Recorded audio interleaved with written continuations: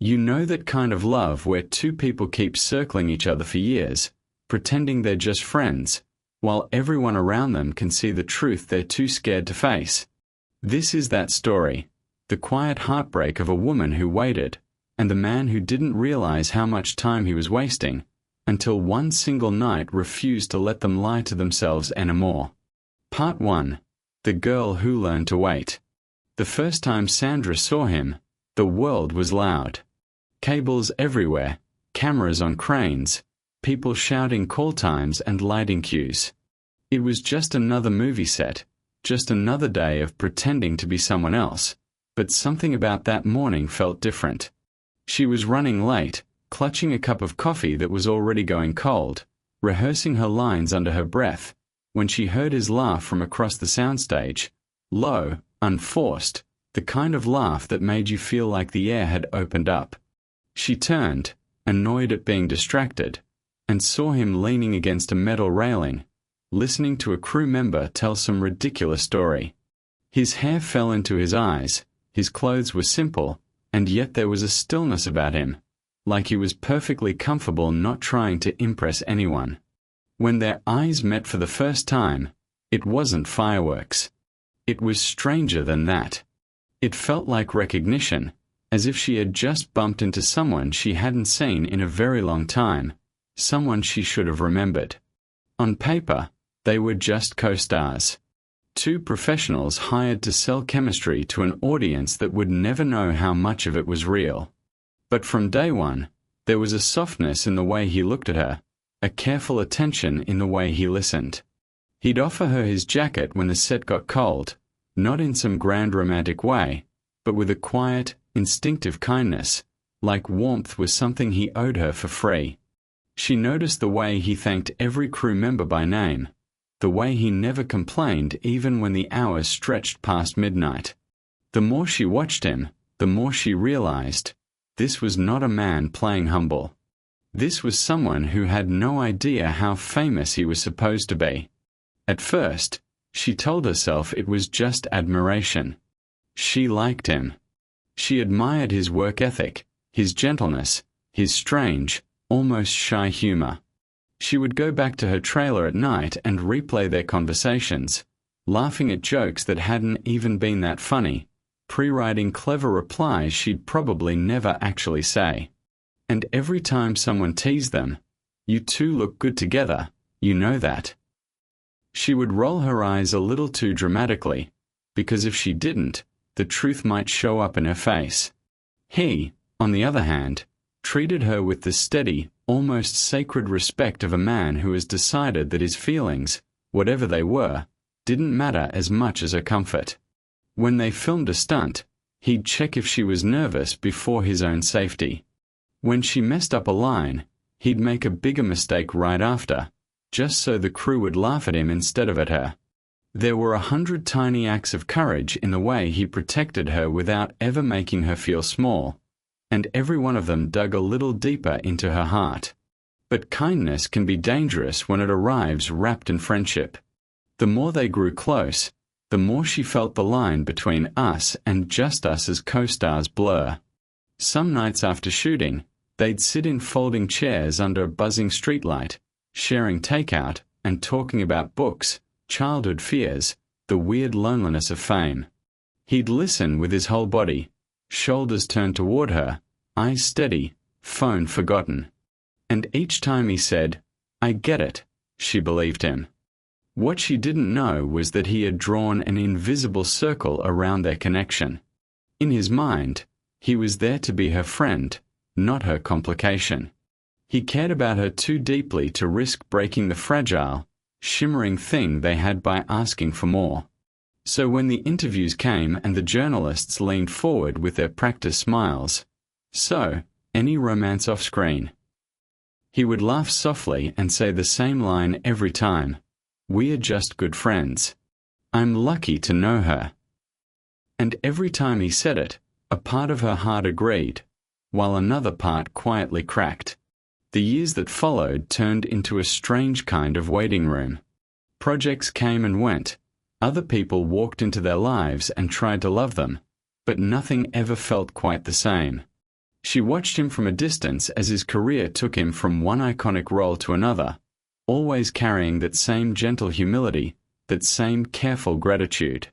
She cheered for him when he won, worried for him when the headlines turned cruel, and pretended it didn't sting every time she saw him photographed with someone else, someone who didn't know how long she had been holding her breath for him. Yet, despite the unspoken ache, they never fully drifted apart. There were random text messages at odd hours. "Hey, thought of you when I saw this," with a blurry picture of a dog in sunglasses. There were occasional calls, always starting with some silly joke, then slipping into real talk about grief, about aging, about the fear of becoming a stranger to the person you once were. Even with oceans between them, he remained a constant in her life, the one person who never judged, never demanded, never disappeared completely. She told herself she was fine with the way things were, that this quiet, steady friendship was better than risking everything on a confession that might send him running. She convinced herself that timing was the problem. Wrong place, wrong years, wrong lives. If the universe had wanted them together, it would have made it easier, right? One evening, years after that first set, she stood alone on the balcony of her home, watching the city lights flicker like distant camera flashes. In her hand, her phone glowed with a message from him, a simple invitation, just a few words and a time and a place. No emojis, no explanation. Just his usual, understated tone, as if he wasn't asking for anything important. But tonight, something in his words felt different. And as she read the message again, her chest tightened with a strange, unwelcome thought. What if this wasn't just another casual dinner between old friends? What if, after all these years of careful distance, something had finally shifted in him too? She stared at his name on the screen, thumb hovering over the reply button, feeling the weight of all the unspoken years pressing in on her. And for the first time, she wondered if the night he was asking for might be the one that would finally tell her whether she had been waiting for a miracle, or for nothing at all. Traffic moved slowly beneath the restaurant windows, a stream of red and white lights bleeding into the evening haze. Sandra sat at a corner table by the glass, fingers wrapped around a water glass she wasn't drinking from, pretending to read the menu. She had arrived 20 minutes early, something she almost never did. Punctuality had never been her love language, but tonight the minutes felt heavier, and she needed time to breathe, to settle, to convince herself this was normal. Just two old friends catching up. Nothing more. Nothing less. The place he'd chosen was small and unpretentious, tucked above a busy street, with warm bulbs hanging low and music soft enough to let secrets be heard. It was the kind of spot where no one shouted her name, no one pointed a camera. The staff glanced at her, recognized her, but didn't swarm. She appreciated that. Still, her heart kept knocking on her ribs as if it wanted to get out and walk away before he arrived. She caught her reflection in the window and almost laughed at herself. She looked like a woman going on a date and trying hard to pretend she wasn't. Simple blouse, favorite jacket, hair done but not too done. She had agonized over these small choices in a way that made her feel 16 again, standing in front of a closet and wondering which version of herself she wanted him to see. Successful actress. Tough survivor. Carefree friend. Secretly terrified woman who still hadn't figured out how to be loved without conditions. When the door opened and he stepped in, the room seemed to notice him without really understanding why. He wasn't trying to be noticed, but there was that familiar mixture of gentleness and gravity, like someone who had walked through storms and refused to let them harden him. He wore a dark jacket and a shirt that looked like he'd pulled it on in a hurry. His hair was a little longer than the last time she'd seen him in person. He scanned the room with that quiet, searching gaze, and then he saw her. The smile that crossed his face wasn't big or dramatic. It was small, slow, and honest, softening all the tired lines around his eyes. He moved toward her with an almost boyish awkwardness, as if he still hadn't gotten used to the idea that anyone might actually want to see him. When he reached the table, he opened his arms without thinking. She stood, and for a moment their embrace erased the years between them. He held her like someone holds something fragile without treating it like it's going to break. Firm, present, but careful. She felt his heartbeat, steady but strong, and for a second she had to shut her eyes. This was what had kept her waiting, even when she'd sworn she'd moved on. Not his fame, not the idea of him, but the real, breathing man who always smelled faintly of coffee and cold air, who always made the world feel a little less sharp. They sat, and the first few minutes were easy, almost deceptively so. They talked about work, about mutual friends, about a director who still couldn't shoot a scene on time. He made her laugh the way he always did, with quiet, offbeat observations that slipped in sideways. She watched his hands as he spoke, the way they moved when he got excited about a story, the way he went still when he listened to her. Under the table, her foot kept tapping, betraying the calmness she tried to project. After their food arrived and the plates were pushed halfway aside, the conversation softened. He asked how she was, not the version for talk shows, but the real question. "I mean, really," he said, leaning forward, elbows on the table. "How's your heart?" The words hung between them, heavier than any script they'd ever read together. She swallowed, surprised, and for a second she considered lying. She knew how to do that, to wrap the truth in humor, to distract with jokes until the moment passed.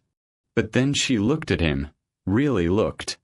There was concern in his eyes, yes, but also something else, an ache, a weariness, as if he was asking not just out of kindness, but because he needed to hear an honest answer from someone who knew what it meant to hurt and keep moving. "My heart," she said slowly, buying time. "It's tired, but still beating, so I guess that's something." He smiled a little, then nodded, like he understood exactly what she meant. "Mine too," he murmured. "Some days it feels like it's running a marathon it never signed up for." For a moment, they just sat there, two people who had been turned into symbols by the world, finally allowed to be just human. She thought of everything he'd lived through, the losses he never used for publicity, the pain he carried so quietly you might miss it if you weren't paying attention. She wanted to reach across the table, to take his hand and tell him he didn't always have to be the strong, gentle one, that he could fall apart a little, at least with her. Instead, she asked, "Why tonight, Keanu? Why this dinner? You sounded different in your message." He looked down, fingers tracing the rim of his glass, buying his own bit of time. The clatter of cutlery and low chatter of other tables hummed around them, but suddenly the restaurant felt small, like the walls were edging closer, waiting for his answer too. "Because," he said finally, voice lower now, "I realized something a few months ago. About you. About me. About us." He looked up, and there was no safe, playful distance in his gaze now. It was raw, searching, almost vulnerable. And I got scared that if I didn't say it out loud soon, life was just going to keep happening without asking my permission. And one day I'd wake up and it would be too late. Her breath caught. The words about us echoed in her chest, dislodging feelings she had spent years carefully folding away. She wanted to ask what he meant, to drag the truth into the light before it slipped away again. But fear coiled in her stomach. What if she pushed and discovered that his us was still just friendship? What if she misread this moment and ruined the one relationship that never failed her? He must have sensed her hesitation, because he softened his gaze and gave a small, almost boyish grin. "Hey, I'm not trying to freak you out," he said gently. I don't want to keep pretending certain things aren't there. Not with you." The room seemed to blur at the edges. Her pulse roared in her ears. How many nights had she imagined some version of this conversation, only to dismiss it as fantasy? And now here he was, leaning closer, the city lights painting slow-moving patterns across his face, as if the universe itself were holding its breath for his next words. "Sandra," he murmured, fingers tightening slightly on his glass, "can I tell you something I should have probably said a long time ago?" She felt the floor tilt under her. Every year of waiting, every half-swallowed feeling, every time she'd watched him walk away with a smile that hid too much, they all converged into this one electric second. Her throat went dry. She didn't know whether to pray that he would continue, or beg him not to. She managed a quiet, "Yes, you can," even though she wasn't sure she was ready for whatever truth he had been carrying all these years. He took a breath, lips parting as if to speak, and just then, from behind her, someone said her name in a voice she recognized far too well, a ghost from another chapter of her life she hadn't expected to collide with this one tonight. She froze, eyes locked on his, as his expression shifted from vulnerability to startled recognition, and the fragile, unspoken confession in the air between them trembled on the edge of breaking. Her name sliced through the warm murmur of the restaurant like a sudden gust of cold air. Sandra didn't turn right away. She watched his face instead, the way his eyes flicked over her shoulder, how the muscles in his jaw tightened before he smoothed them out with effort. Whatever he'd been about to tell her slipped back behind his gaze, hidden again, and she felt a sharp sting of panic, like watching a door close just as you reached it. Slowly, she turned. Standing a few steps away was Mark, an old chapter she thought was fully closed, but clearly hadn't been sealed. He looked a little older, a little more tired around the eyes, but everything else was painfully familiar. The easy, confident smile, the tailored jacket, the way he carried himself like someone who had grown used to walking into rooms and assuming he belonged there. "Sandra," he said again, softer this time, as if surprised to find himself actually nervous. Wow, I wasn't expecting to see you here." His gaze flicked to Keanu, and there was a split second where his expression faltered, something like curiosity or calculation passing through his eyes. "Hey, man," he added, offering a nod that was friendly enough to be polite and distant enough to mark territory. She forced a small smile, though her heart was still hammering from the half-confession that had just been yanked out of reach. "Hey, Mark." "Yeah, me neither. This is unexpected." Her voice sounded steady, but inside, she was reeling. Of all nights, of all places, the universe had chosen this exact moment to send him? The waiter appeared, unaware of the fragile tension, asking if Mark needed a table. Instead, he glanced at the two of them, then at the empty chair across from Sandra. "Is it okay if I sit for a second?" he asked, but it was clear he wasn't really asking. Old habits. Old dynamics. People who had once been close often forgot they no longer had automatic permission to enter each other's spaces. Before she could form an answer, Keanu shifted slightly, and the movement grounded her. He didn't bristle or roll his eyes.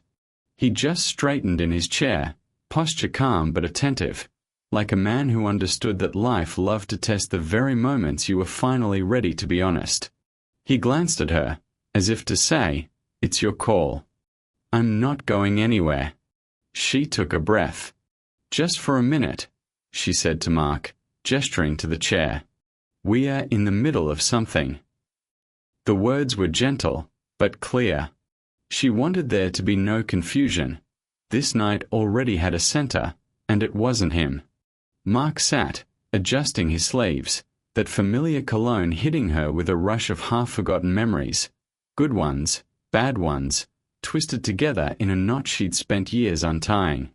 They had once loved each other in the reckless way two people love when they think they have endless time. Their breakup hadn't been one big explosion, but 1,000 small cuts, misunderstandings, pride, fear of vulnerability. In the end, neither of them had been brave enough to say, "I'm scared, but I want to stay." They just walked away. "I saw you through the window," Mark said, his gaze lingering on her a moment too long. "Thought I was seeing things. You look good."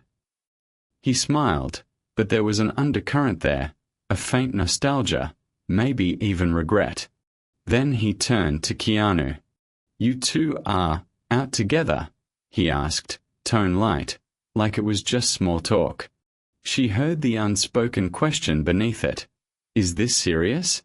Keanu didn't flinch. "We are having dinner," he said calmly, voice even, almost gentle. "Catching up."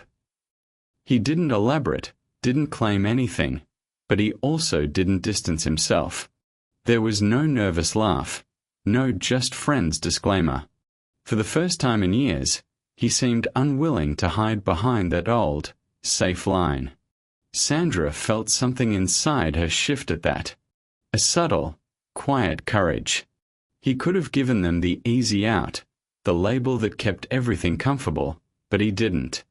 He let the ambiguity stand, like a small rebellion against the years they'd spent pretending. Mark's eyes lingered between them, reading the silence. "Right," he said eventually. "Catching up." His fingers tapped once against the table, betraying a hint of tension. "I've been meaning to call you," he added to her. "There were things I left unsaid.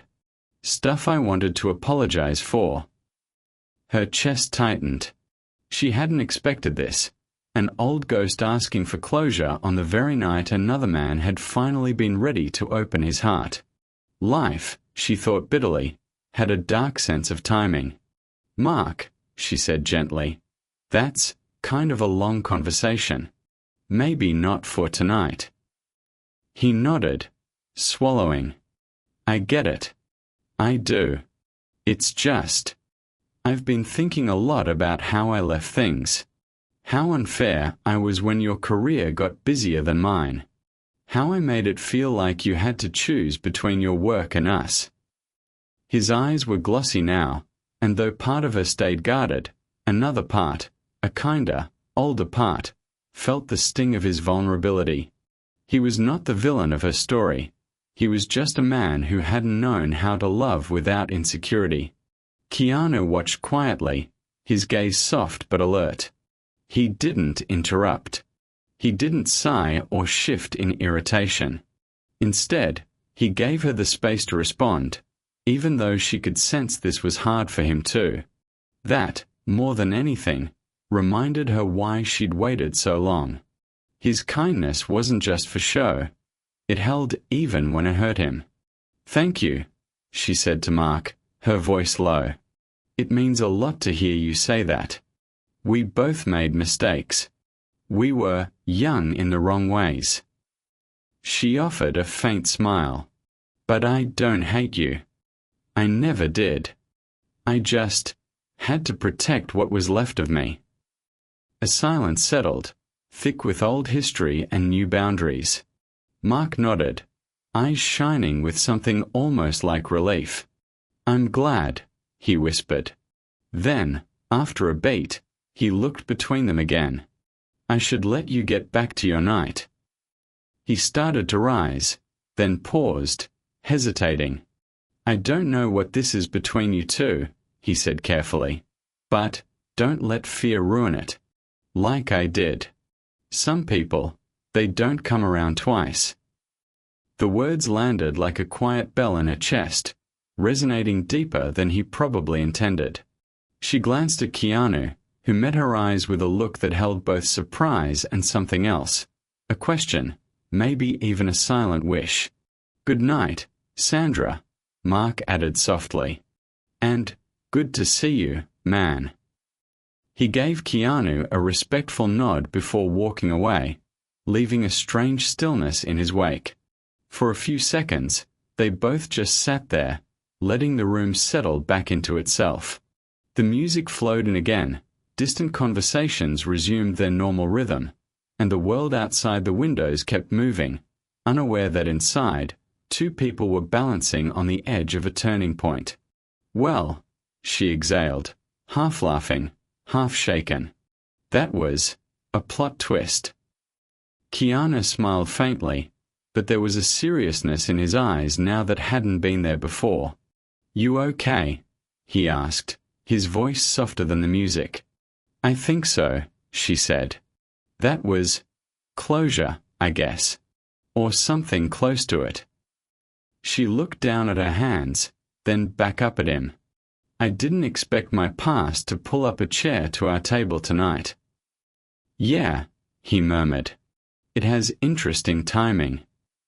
He paused, studying her face. "How are you really feeling right now? About all that?" She hesitated, then let the truth in. "Relieved," she admitted. "Sad, a little. But mostly clear. Like a window that finally got wiped down." She drew a breath that went deeper than she'd planned. "I spent a long time thinking I was hard to love because that relationship didn't work. That maybe I asked for too much. But hearing him own his part, it makes me realize I wasn't crazy for wanting someone who could stand next to me without resenting my light." He stared at her for a long moment, and there was an emotion in his eyes now that was impossible to misread, something fierce and tender all at once. "You were never hard to love," he said quietly. "You were just with people who didn't know how to hold something that bright without feeling small." Her throat tightened. No one had ever put it that simply, that gently. The words felt like a balm on old scars she'd thought had already healed. The silence that followed was different than before, heavier, but in a good way, like a sky thick with the promise of rain. He reached across the table then, slow enough that she could pull away if she wanted, and let his hand rest near hers, not quite touching. "You know that thing I said I wanted to tell you before?" he asked, his voice barely above a whisper. "The thing I should have said a long time ago." Her heart lurched. The moment was back, fragile but alive. She could feel the pivot of it, the way everything they were would either deepen or fracture depending on what came next. Outside the window, the traffic lights shifted from red to green, cars easing forward like the world was giving them a quiet signal. She inched her fingers closer to his until they brushed, a small, trembling contact that felt bigger than any scripted kiss they'd ever shared on screen. "Yeah," she breathed. "I remember." He turned his hand, gently threading his fingers through hers. The contact sent a shock of warmth up her arm, settling somewhere behind her ribs. This was no longer a scene, no longer a fantasy she rehearsed alone. It was real, raw, and terrifying. "I've been waiting for the right moment," he said, eyes locked on hers. "But I'm starting to think there is no perfect moment. There's just now. And I don't want to keep pretending that what I feel when I'm with you is ordinary." Her pulse thundered. "What do you feel?" she asked, the words shaking as they left her mouth. He opened his lips to answer, gaze unflinching, and just as he did, her phone buzzed sharply on the table, the screen lighting up with a name that made her blood run cold. A single call that shouldn't have mattered tonight, but did, because it carried news that would shatter the fragile, intimate bubble around them and demand a different kind of courage than either of them was prepared for. The automatic doors parted with a hiss and a blast of cold air as Sandra hurried inside, the nurse's voice still echoing her name. The brightness of the emergency ward hit her all at once. White walls, harsh fluorescent lights, the sharp smell of antiseptic cutting through the air. People moved quickly, purposefully. The whole place pulsed with urgency. "Are you her daughter?" the nurse asked, already walking backward, motioning for Sandra to follow. "Yes," she gasped, falling into step. "How is she? What's happening?" "They've stabilized her for now," the nurse said, voice kind but clipped. "She had a major cardiac episode." The doctor is with her. We are still running tests to see how much damage there is. She kept asking for you. Those last words nearly buckled her knees. She's awake. On and off. The nurse nodded toward a set of swinging doors. Family only past this point. We need you to sign some forms, but first, the doctor wants to speak to you. Sandra nodded, throat too tight to answer. She glanced back over her shoulder, half expecting the sight of his car disappearing from the parking lot. Instead, she saw him just inside the doors, having parked and followed her in, hands in his pockets, eyes searching for her. Their gazes met. He gave the smallest of nods, no grand gesture, just a silent "I'm here," before stopping at the invisible line where visitors without wristbands had to wait. The sight of him there, grounded and calm in a place built on chaos, steadied her more than she wanted to admit. The nurse led her down a corridor that felt too long, past open curtains and closed doors, past people hunched in chairs with faces full of fear she now recognized as her own. At the end of the hall, a doctor stepped out from a room, removing his glasses and offering a tired, professional smile. "Ms. Bullock?" he asked. "I'm Dr. Reyes. Your mother is in here." He gestured toward the room behind him. She had a significant blockage in one of her coronary arteries. We were able to stabilize her with medication, but she's not out of danger yet. We are recommending an emergency procedure tonight. Her heart picked up pace again, pounding so loudly she could barely hear. Emergency. Surgery. An angioplasty and possibly a stent, he clarified. Minimally invasive, but still serious, given her age and condition. We need your consent, and we need it soon. There are risks, but if we don't move forward, the chances of another, potentially fatal event go up significantly. The words were heavy, clinical, but beneath them she heard the truth. This was the line between hope and regret. "Can I see her?" she asked, ignoring the sting of tears in her eyes. "Briefly," he said, softening. "She's been asking for you. Just a few minutes, then we need to prep her." He opened the door, and Sandra stepped into a world that shrank everything else down to nothing. Her mother lay in the narrow bed, small and pale against the white sheets, a tangle of tubes and wires weaving around her like a web. The heart monitor beeped steadily but weakly, each sound tugging at Sandra's own chest. For a moment, she just stood there, unable to move. This was the woman who had worked 2 jobs when they were little, who had driven her to endless auditions in a beat-up car that barely started, who had clapped the loudest at every small victory. To see her like this, diminished, fragile, felt like watching a mountain crumble. "Mom," she whispered, stepping closer. Her mother's eyelids fluttered open, and for a second the room filled with a familiar spark. "There you are," she rasped, voice thin but unmistakably her. "Always, making an entrance." A crooked, watery smile broke across Sandra's face. "You scared me," she accused gently, wrapping her fingers around her mother's hand. It felt cool and weak, but the grip that closed around hers held the same stubbornness she'd always known. "I scared myself," her mother managed. She studied her daughter's face, even in this state somehow able to see beneath the surface. "You've been crying." "Of course I've been crying," Sandra said, the laugh in her voice dissolving into a sob. "You think I don't like having a mother?" Her mother's lips twitched. "You talk too much," she muttered, eyes glistening. "Listen to the doctor. He's smarter than you." "She needs an emergency procedure," Sandra said, swallowing hard. "There are risks. But if we don't do it," her voice wavered.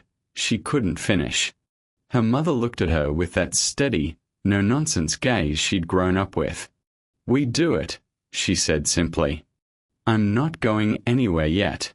I'm too stubborn. She squeezed Sandra's hand as tightly as she could. And you still need me to remind you that you deserve good things. The last sentence hit like an arrow. Mom, please, Sandra whispered, tears spilling over now. Don't talk like that. Just focus on breathing. On being here. Her mother's eyes softened. I am focusing, she said. On you. On that look on your face when you walked in. That. I'm carrying the whole world alone look. She blinked slowly, gathering strength. Tell me you haven't gone and done it again. Pushed away someone good because you were scared. The question landed with uncanny precision, as if her mother had somehow read everything that had happened tonight in the lines of her daughter's face. Images flashed through Sandra's mind, his hand in hers at the restaurant table, his voice saying, I don't want to keep pretending, his calm presence driving her here without a second thought. I don't know what I've done, she admitted in a broken whisper. But here, in the waiting room. He drove me. He wouldn't leave me. A faint, satisfied smile curved her mother's lips. Then don't you dare, let him go, she breathed. Not if he shows up on nights like this. Her eyelids fluttered again, heavier now. Listen to me, Sandy. Life is shorter than you think. Don't wait for perfect. Wait for kind. Wait for brave. Her voice trailed off, her chest rising and falling with effort. Panic flared in Sandra's chest. Rest, she pleaded. They're going to take care of you. I'm not going anywhere, okay? I'll be right outside. Her mother's fingers, trembling, brushed clumsily over the back of Sandra's hand, like a blessing. You better be, she whispered. I want front row seats when you finally stop running from your own heart. A sob broke loose from Sandra's throat, but before she could say more, Dr. Reyes gently touched her shoulder. We have to get her ready now, he said. You can see her again afterward. She nodded, backing away slowly, eyes never leaving her mother's face until the nurse stepped in and the room began to shift into controlled chaos. The door closed with a soft click behind her, and she found herself alone in the hallway, breath coming in short, uneven bursts. For a moment, she just stood there, her back against the wall, the reality settling in. Her mother was heading into a procedure that could save her life. Or not. The weight of that unknown pressed down on her with suffocating force. Then she remembered. She wasn't actually alone.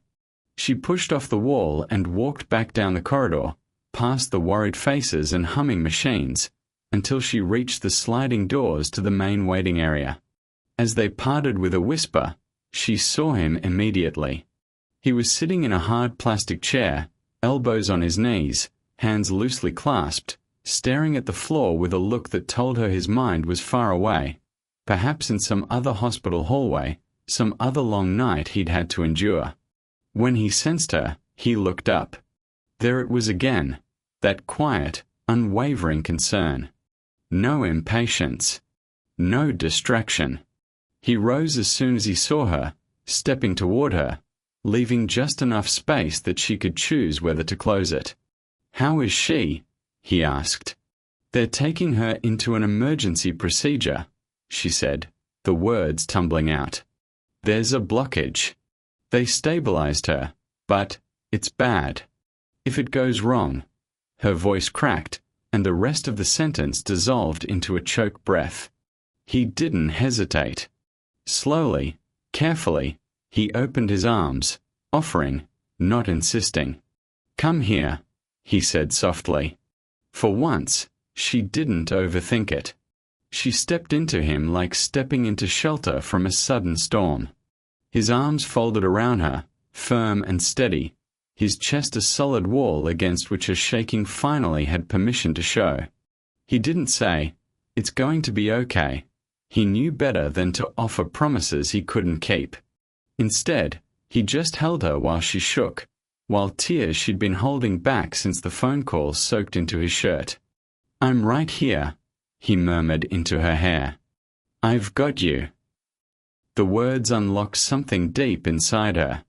She had been the strong one for so long, the one who arranged everyone else's chaos into some kind of order. To lean on someone like this, to let herself be small, even for a moment, felt both terrifying and indescribably safe. After a while, her breathing began to slow. She pulled back slightly, embarrassed by the mess she'd left on his shirt. "I'm sorry," she sniffed, wiping at her face. "I look like absolute chaos."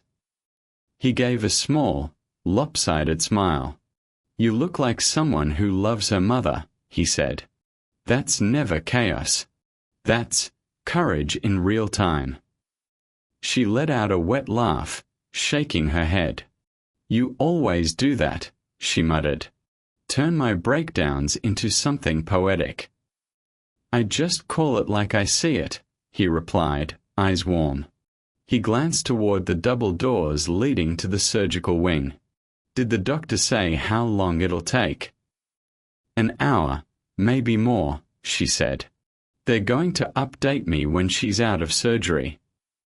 She sank into one of the nearby chairs, the weight of exhaustion starting to settle into her bones. "I hate waiting. I've spent my whole life waiting, for callbacks, for premieres, for people to change. But this is different.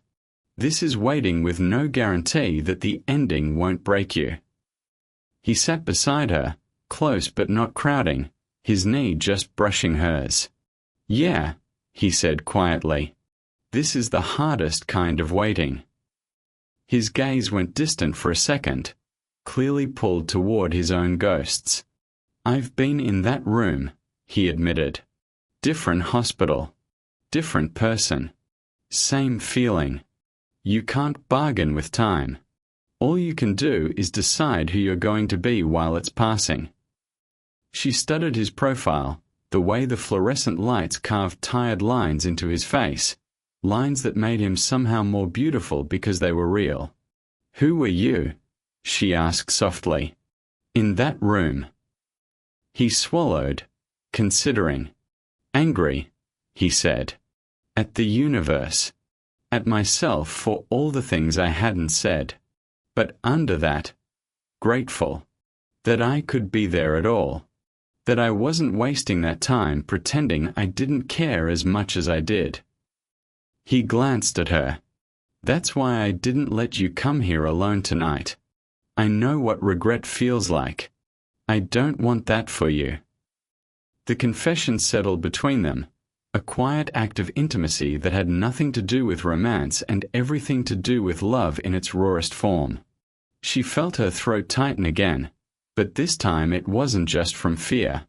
It was from the slow, dawning realization that the man beside her was already doing the very thing she'd always been afraid no one would, choosing to stay in the uncomfortable, messy parts of her life.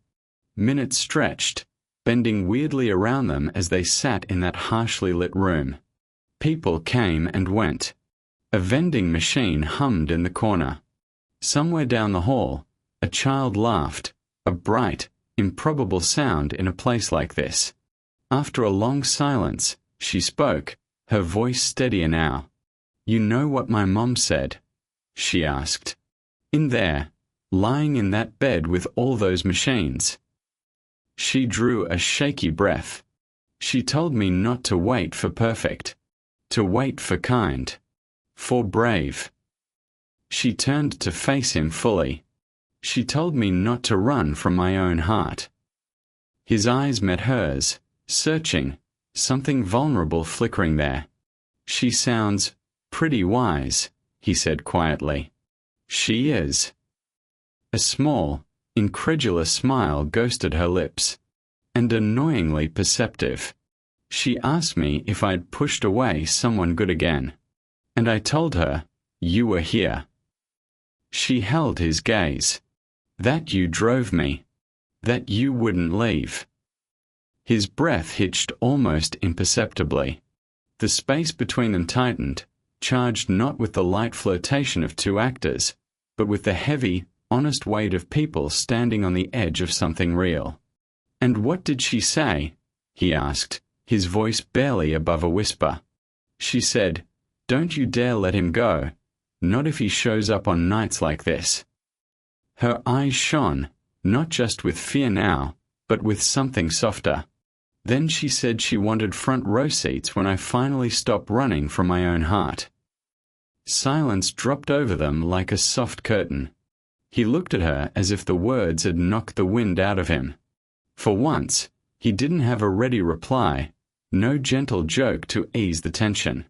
He just felt it. Let it land.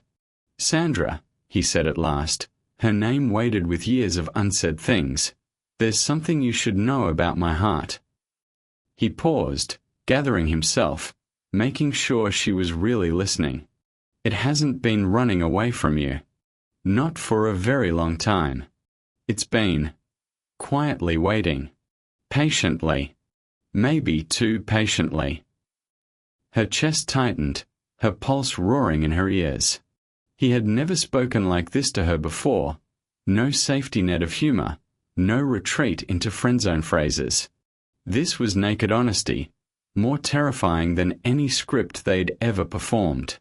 "You don't have to say anything back," he added quickly, seeing the shock in her eyes. "Not tonight. Especially not tonight. If something happened to your mom, and I hadn't at least told you the truth, I don't think I could live with that.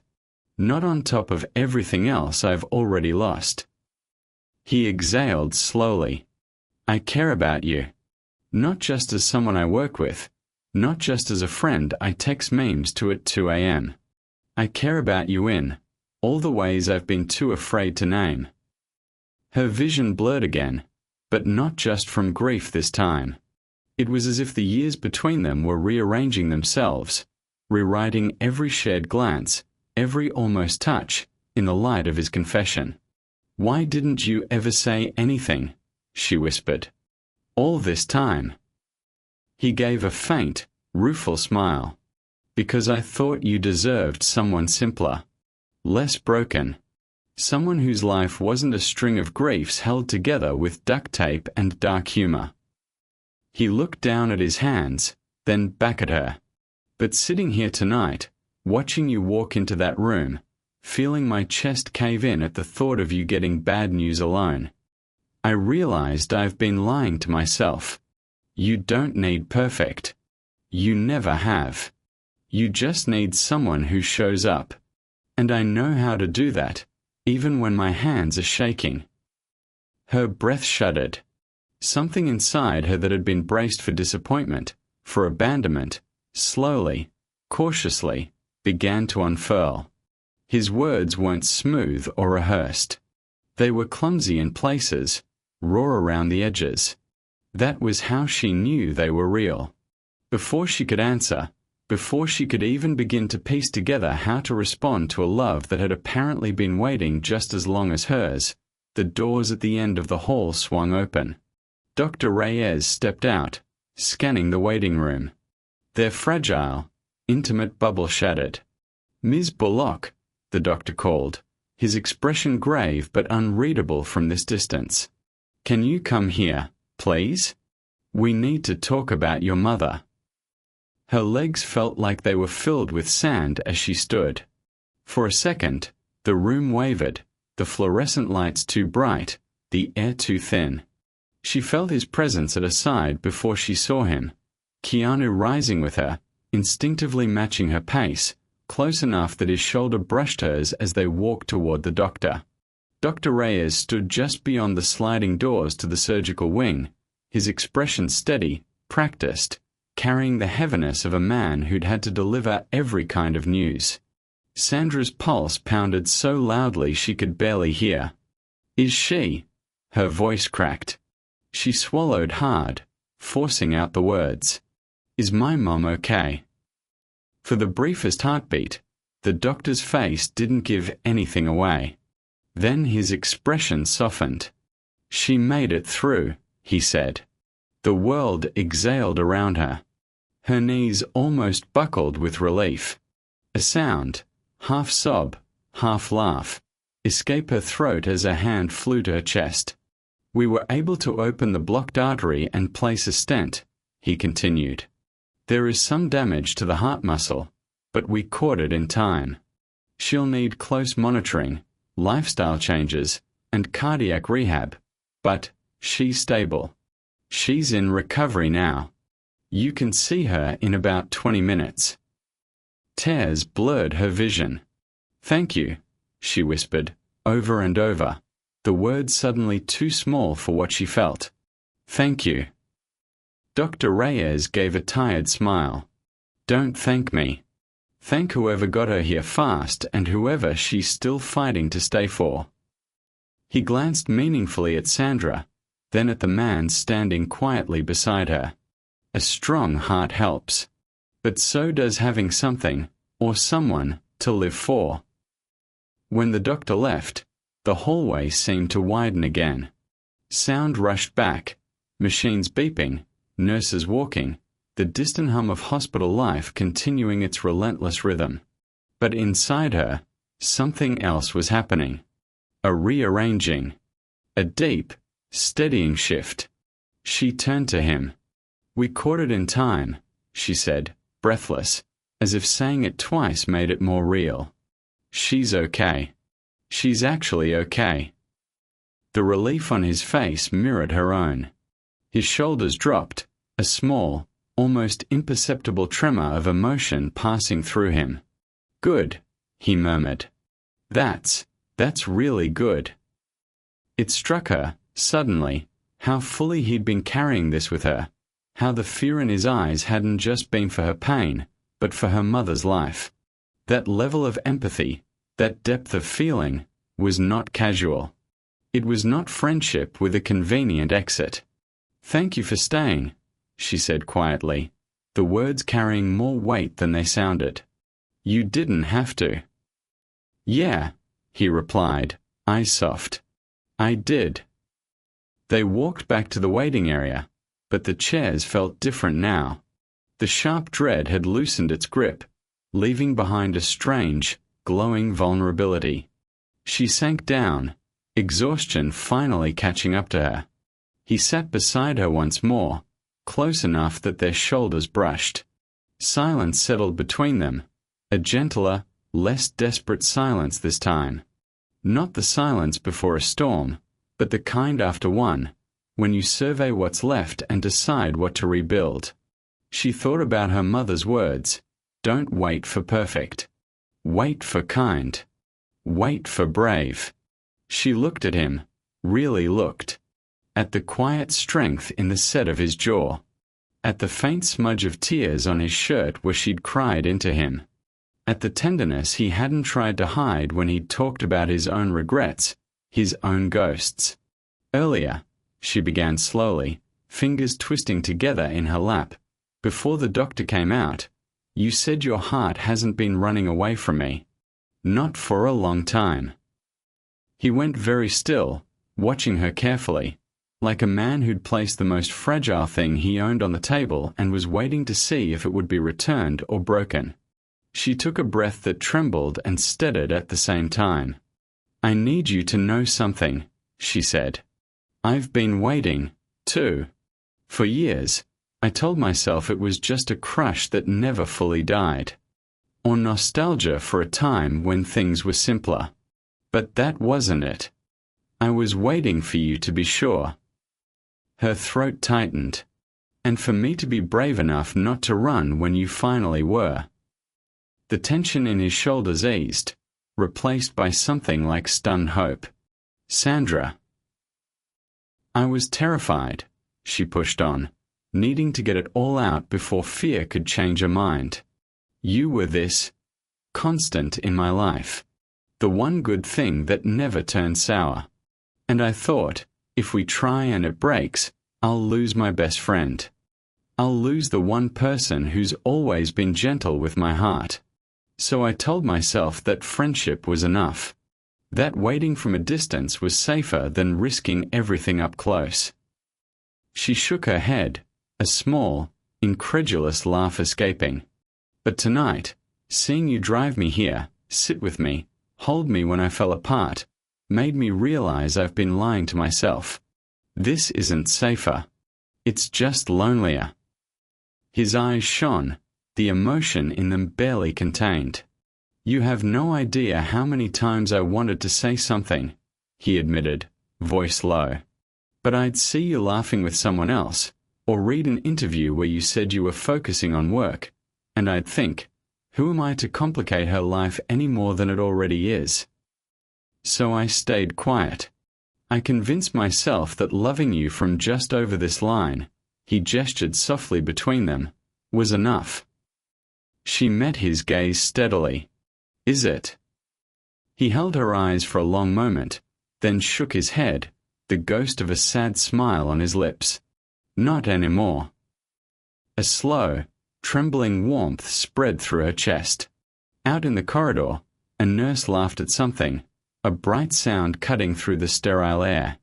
Somewhere beyond the walls, her mother's newly repaired heart was beating. Life, fragile and stubborn, was choosing to continue. I don't know how to do this, Sandra admitted, her honesty bare and unvarnished. I don't know how to unlearn all the ways I've kept myself safe. I'm messy. I overthink everything. I get scared and pull back when things get too real. And you've already been through so much. I don't want to be another weight on your shoulders. He leaned in a little, his voice gentle but unwavering. You're not a weight, he said. You're the place my shoulders finally feel like they're allowed to rest. He smiled, shy and earnest. I'm not perfect either. I disappear into my own head. I go quiet when I'm hurting. I'm still figuring out how to believe I deserve good things that day. But if there's one thing I know how to do, it's keep showing up. I can promise you that. Her eyes filled again, but this time, the tears didn't feel like they were drowning her. They felt like something washing clean. So what do we do? She asked softly. If we are both too imperfect and too scared, but also done pretending this doesn't matter. He considered for a second, then gave the smallest, most hopeful shrug she'd ever seen. We start small, he said. We let this be real. We don't rush to define it for anyone else. We just walk out of this hospital together, not as two people circling each other, but as two people who've finally decided to step in the same direction. And tomorrow, if you wake up and this all feels too big, too risky, you call me. We talk it through. We don't run. Not this time. Something in his words landed deep, like a key turning in a lock she hadn't even realized was still closed. This wasn't the reckless, all-nothing leap she'd always associated with love. It was a steady, deliberate choice. Step by step. Hand in hand. She looked down at her hands, then turned one over, offering it to him. Then I guess we start here, she murmured. With now. He didn't lunge for it or dramatize the moment. He simply took her hand with a kind of reverence that made her chest tighten, his fingers curling around hers as if he were afraid she might change her mind and he wanted to memorize the feeling, just in case. You sure? He asked quietly, one last outstretched chance to retreat. She thought of her mother's pale face, those stubborn words, I'm not going anywhere yet. She thought of the years she'd spent waiting for everything to line up perfectly, the work, the timing, the courage. She thought of the way her heart had slammed against her ribs when the doctor had appeared, and how he'd held her through it without asking for anything. Waiting, she realized, hadn't protected her from pain. It had just robbed her of time. I'm sure I don't want to wake up tomorrow and realize I wasted another night pretending I don't know exactly what this is, she said. I don't know where it's going. But I know this is real. And for the first time in a long time, that feels like enough to begin. His smile was small and luminous, the kind that started in his eyes and worked its way down. He squeezed her hand. "Then we begin," he said simply. A nurse appeared at the doorway and called her name again. "You can see your mother now," she said. "She's asking for you." Sandra stood, her hand still in his. She hesitated, then looked back at him. "Come with me." His eyebrows lifted, surprised. "Into the room. Are you sure?" She nodded. "She told me she wanted front row seats," she said softly. "Might as well give the woman what she wants." He let out a quiet, awed laugh, then followed her down the corridor, their footsteps in sync. When they stepped into the recovery room, her mother's eyes fluttered open, hazy but alert. "Told you," her mother whispered, a faint smile tugging at the corner of her mouth as she took them in, hands still joined, shoulders aligned. Stubborn, but not hopeless. "Hi, Mom," Sandra said, brushing a strand of hair from her mother's forehead with her free hand.